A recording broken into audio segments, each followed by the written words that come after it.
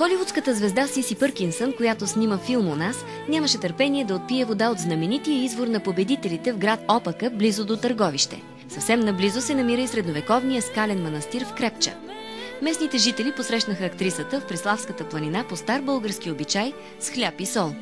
Самата тя разкри, че колегите й в Лос-Анджелис са запленени от древната легенда, свързана с най-великия български пълководец цар Симеон Велики.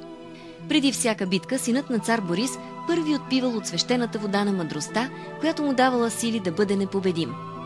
Днес все по-рядко се обръщаме към традициите, фолклора и природата, забравяйки, че именно сред тях се чувстваме най-пълноценно.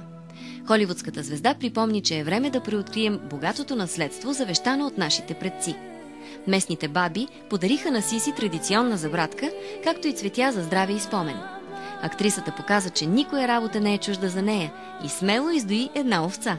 Най-впечатлени останаха гайдарят и хлебарят, когато Пъркинсън опита да посвири на традиционния инструмент и дори смели брашно за хляб. Филмовата половинка на Диан Донков се докосна до извора на победителите, пременена като самодива – свенец от върбови клонки. След като дегустираха традиционни български гозби, прясно издоено мляко, сирене, баница, всички дружно се хванаха на хоро. Районът край Търговище е наситен не само с традиции, но и с изключително богата история. Именно тук са и останките на крепостта Буюк-Кале, близо до живописния Черни осъм. Край извора бил открит и най-стария надпис на кирилица. Едно от най-впечатляващите изживявания е преспиване в пещера. Чаровната Сиси настояваше да посрещне изгрева, чието лъчи огряват светилището, където траките се прекланяли пред Бога Слънце. Местността преплита мистика, таинство и религия.